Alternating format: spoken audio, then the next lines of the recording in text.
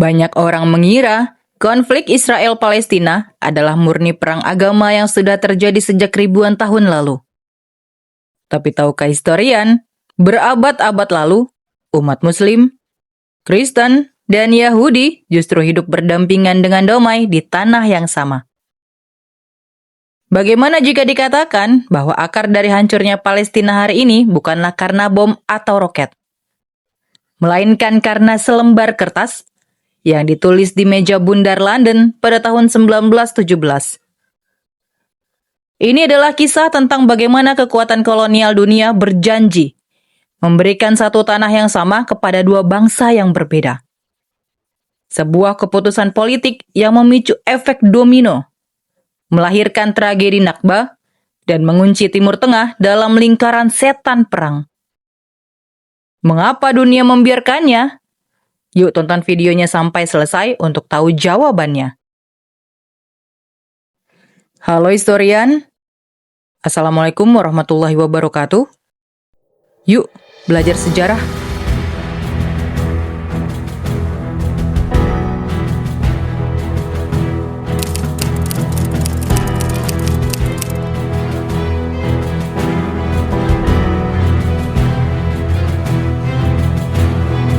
Konflik Israel-Palestina adalah salah satu konflik paling panjang, paling berdarah, dan paling rumit dalam sejarah modern dunia. Banyak orang mengira konflik ini murni soal agama antara Islam dan Yahudi. Padahal dalam berbagai kajian sejarah dijelaskan bahwa akar utama konflik ini sebenarnya adalah perebutan wilayah, identitas nasional, dan kekuasaan politik atas tanah Palestina.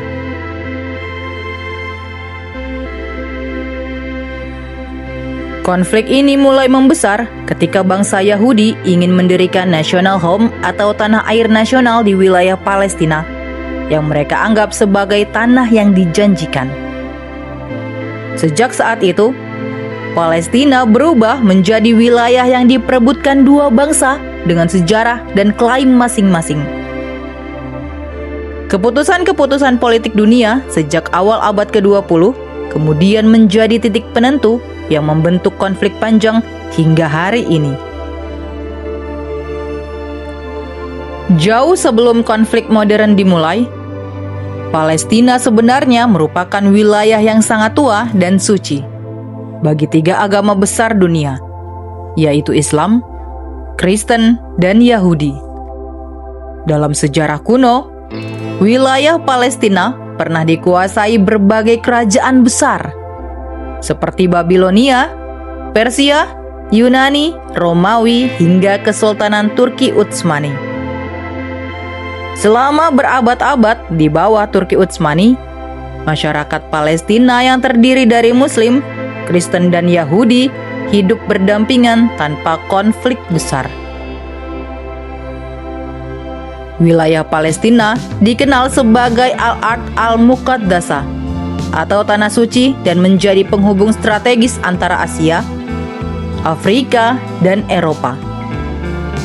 Namun semuanya mulai berubah ketika nasionalisme modern dan kolonialisme Eropa masuk ke Timur Tengah pada akhir abad ke-19.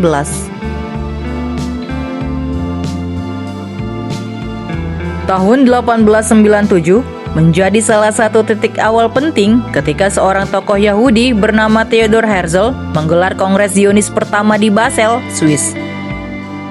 Herzl percaya bahwa bangsa Yahudi harus memiliki negara sendiri setelah selama berabad-abad mengalami diskriminasi di Eropa. Dari sinilah lahir gerakan Zionisme modern yang mendorong migrasi besar-besaran orang Yahudi ke Palestina. Banyak imigran Yahudi mulai datang dari Jerman, Rusia, Bulgaria, hingga Eropa Timur untuk membeli tanah dan membangun pemukiman baru di Palestina. Pada saat itu, Palestina masih berada di bawah kekuasaan Turki Utsmani, dan mayoritas penduduknya adalah bangsa Arab Palestina Muslim dan Kristen. Perubahan besar terjadi saat Perang Dunia I meletus tahun 1914. Kesultanan Turki Utsmani yang menguasai Palestina bergabung dengan blok sentral dan akhirnya kalah perang. Inggris melihat peluang besar untuk menguasai Timur Tengah. Tahun 1916, Inggris dan Prancis membuat perjanjian Sykes-Picot untuk membagi wilayah bekas Turki Utsmani.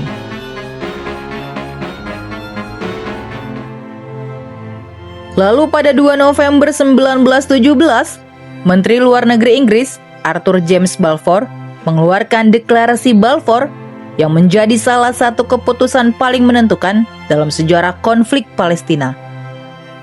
Isi deklarasi itu menyatakan dukungan Inggris terhadap pembentukan tanah air bagi bangsa Yahudi di Palestina.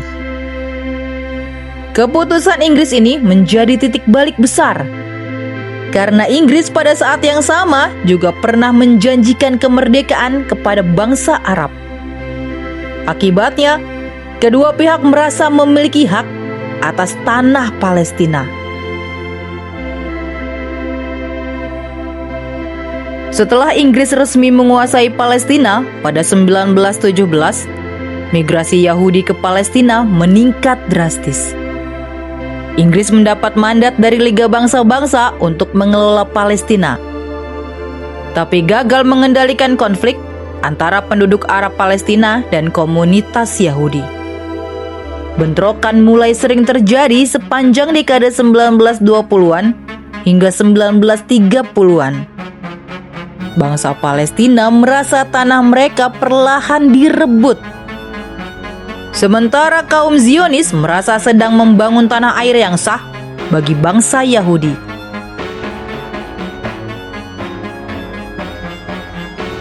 Ketegangan semakin memburuk ketika Perang Dunia II pecah dan tragedi Holocaust terjadi.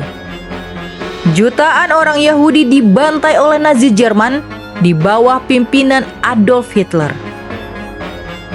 Setelah tragedi Holocaust, simpati dunia terhadap bangsa Yahudi meningkat besar-besaran. Banyak negara barat mendukung pembentukan negara Yahudi di Palestina. Tahun 1947 menjadi salah satu keputusan terbesar dalam sejarah Timur Tengah ketika Perserikatan Bangsa-Bangsa mengeluarkan rencana pembagian Palestina atau UN Partition Plan. PBB memutuskan Palestina dibagi menjadi 2 negara, satu untuk Yahudi dan satu untuk Arab Palestina. Sementara Yerusalem dijadikan wilayah internasional. Bangsa Yahudi menerima keputusan itu, tapi bangsa Palestina dan negara-negara Arab menolaknya karena menganggap pembagian itu tidak adil. Ketegangan akhirnya meledak menjadi perang besar ketika pada 14 Mei 1948 David Ben-Gurion memproklamasikan berdirinya negara Israel. Amerika Serikat dan Uni Soviet segera mengakui Israel. Namun sehari setelah proklamasi, negara-negara Arab seperti Mesir, Suriah, Yordania, Irak, dan Lebanon menyerang Israel. Hasil Perang 1948 menjadi bencana besar bagi Palestina. Israel justru berhasil memperluas wilayahnya jauh lebih besar dari pembagian PBB. Ratusan ribu rakyat Palestina terusir dari rumah mereka dalam peristiwa yang dikenal sebagai Nakba atau malapetaka. Banyak warga Palestina melarikan diri ke Gaza, tepi barat, Lebanon, dan Yordania sebagai pengungsi. Sejak saat itu, persoalan pengungsi Palestina menjadi salah satu isu paling besar dalam konflik ini. Palestina kehilangan sebagian besar wilayahnya, sementara Israel semakin memperkuat eksistensinya sebagai negara baru di Timur Tengah.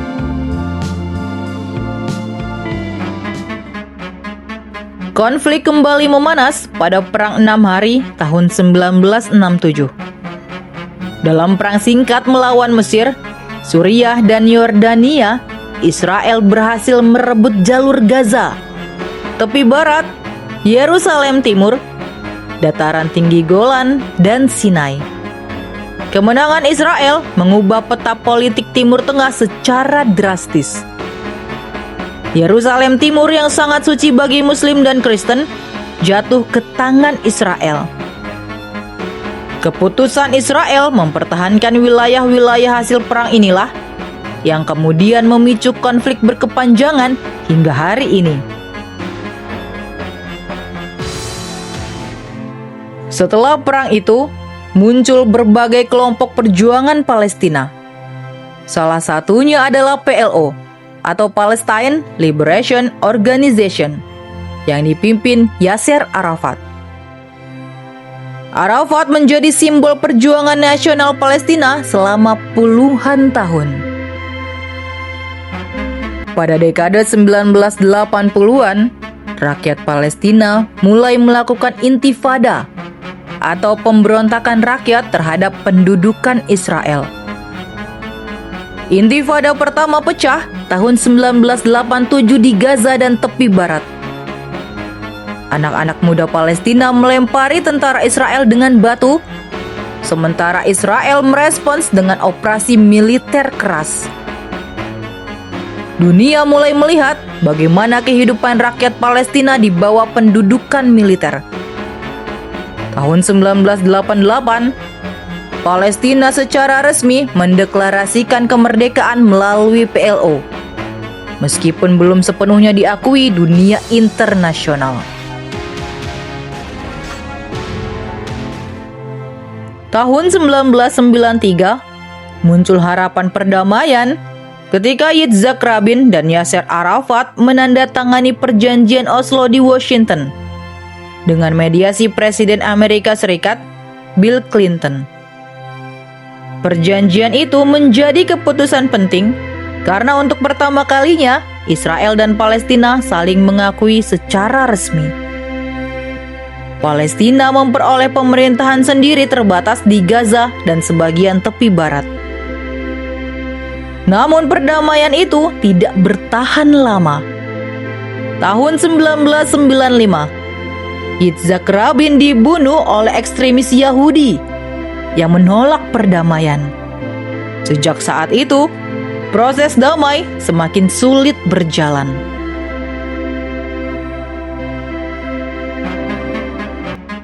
Memasuki abad ke-21, konflik berubah semakin rumit. Tahun 2000, pecah intifada kedua yang jauh lebih berdarah. Serangan bom bunuh diri, operasi militer, pembangunan tembok pemisah Israel, dan blokade Gaza memperparah situasi. Tahun 2006, kelompok Hamas memenangkan pemilu Palestina dan kemudian menguasai jalur Gaza. Sejak itu, Palestina terpecah antara Hamas di Gaza dan otoritas Palestina di tepi barat. Israel kemudian memberlakukan blokade ketat terhadap Gaza. Dalam berbagai konflik, seperti Perang Gaza tahun 2008, 2014, hingga serangan besar tahun 2021, ribuan warga sipil menjadi korban. Dalam salah satu paper, konflik Israel-Palestina, disebutkan bahwa serangan militer Israel di Gaza menargetkan wilayah sipil, rumah sakit, sekolah, tenaga medis, hingga media massa, sehingga memunculkan tuduhan pelanggaran hukum humaniter internasional. Di tengah konflik berkepanjangan ini, dunia internasional terus terpecah. Amerika Serikat selama puluhan tahun menjadi sekutu utama Israel. Sementara banyak negara Islam mendukung Palestina melalui forum seperti Organisasi Kerjasama Islam. Indonesia termasuk salah satu negara yang paling konsisten mendukung kemerdekaan Palestina. Dalam berbagai forum PBB, Indonesia terus menyerukan penghentian kekerasan dan mendukung solusi dua negara. Namun hingga hari ini, perdamaian permanen belum tercapai.